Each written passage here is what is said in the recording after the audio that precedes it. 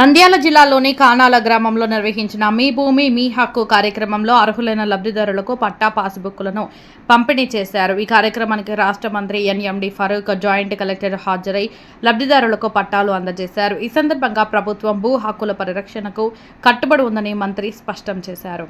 నంద్యాల జిల్లా కానాల గ్రామంలో నిర్వహించిన మీ భూమి మీ హక్కు కార్యక్రమంలో రాష్ట్ర మంత్రి ఎన్ఎండి ఫరూక్, జాయింట్ కలెక్టర్ పాల్గొని అర్హులైన లబ్ధిదారులకు పట్టా పాస్బుక్లను పంపిణీ చేశారు. ఈ సందర్భంగా మంత్రి ఎన్ఎండి ఫరూక్ మాట్లాడుతూ ప్రతి అర్హత ఉన్న రైతుకు తన భూమిపై చట్టబద్ధమైన హక్కు కల్పించడమే రాష్ట్ర ప్రభుత్వ లక్ష్యమన్నారు. భూ రికార్డులను పారదర్శకంగా నిర్వహిస్తూ భూ సంబంధిత సమస్యలకు శాశ్వత పరిష్కారం అందించేందుకు ప్రభుత్వం చర్యలు తీసుకుంటుందని తెలిపారు. జాయింట్ కలెక్టర్ మాట్లాడుతూ సమగ్ర పరిశీలన అనంతరం అర్హులైన లబ్ధిదారులకు పట్టాలు అందజేస్తున్నామని చెప్పారు. భూములకు సంబంధించిన సమస్యలు ఉంటే రెవెన్యూ అధికారులను సంప్రదించాలని, ప్రభుత్వ సేవలను ప్రజలు సద్వినియోగం చేసుకోవాలని సూచించారు. ఈ కార్యక్రమంలో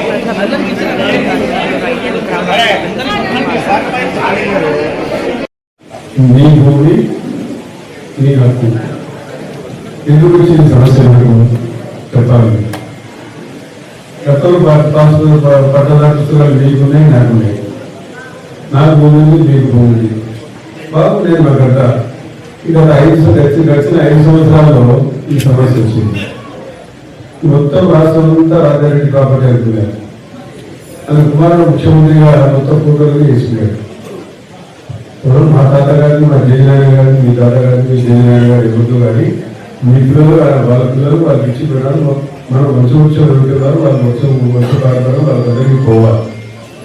ఆ రకంగా మన పొలాలు మనం ఉన్నాయి.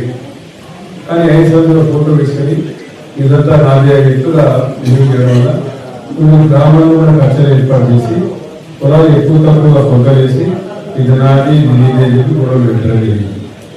ఆ గొడవ తీర్చడానికి మళ్ళీ రీసర్వే చేసి అమరావు గారితో మళ్ళీ ఆర్డీ గారికి, జేసీ గారికి బాధ్యత తెలిపి రీసర్వే చేసి న్యాయం చేసి ఎవరైతే రైతులు ఉన్నారో వాళ్ళ పొలాలు అందించేటట్టుగా చేయడం జరిగింది. ఎవరు బాబు మరి ఫోటో వేసుకుంటారా?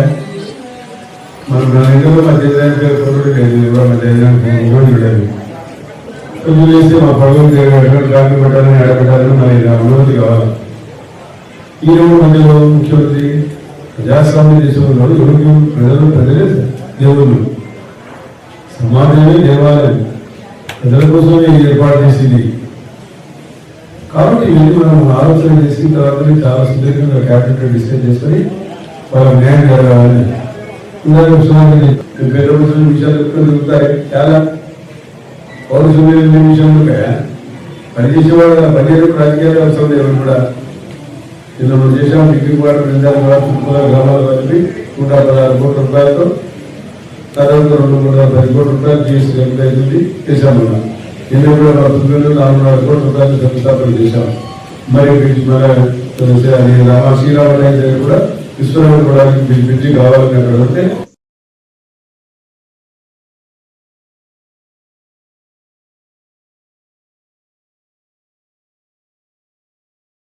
ఎందుకంటే దాన్ని శంకుస్థాపన నుంచి మా ముఖ్యమంత్రి గారు మీకు తెలియాలా ఎప్పుడు చేశారా? మేము ఉన్నప్పుడు 20-30% పడిందే, పిల్లలు లేచినా తర్వాత రైతులు స్లాబ్ 5 ఏళ్ళు పట్టిందా, 5 ఏళ్ళు పిల్లలు అందరినీ పెట్టాము. అది 5-6 కోట్ల రూపాయలు మా పిల్లలు ఖర్చు కాదు ప్రభుత్వం తీయడానికి. ప్రజలు తెలియజేయాలి 5 ఏళ్ళు పడలే, దాన్ని డిజైన్ మార్చుకున్నారు. మీకు ఈరోజు ప్రకారం చేస్తున్నాం. హౌసింగ్ స్కూల్స్ ఉన్నాయి, కిడ్ హౌస్ కూడా ఇవ్వాలని చెప్పి చెప్పడం జరిగింది. మన రాజు గారు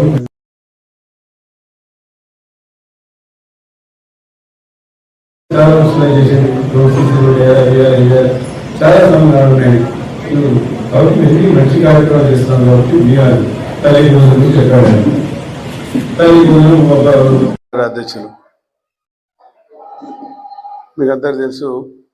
హరిబాబు గారు ఆయన చాలా గురుతరమైన బాధ్యతలు అప్పచెప్పడం జరుగుతూ ఉంది. Is a responsible person. దాని తర్వాత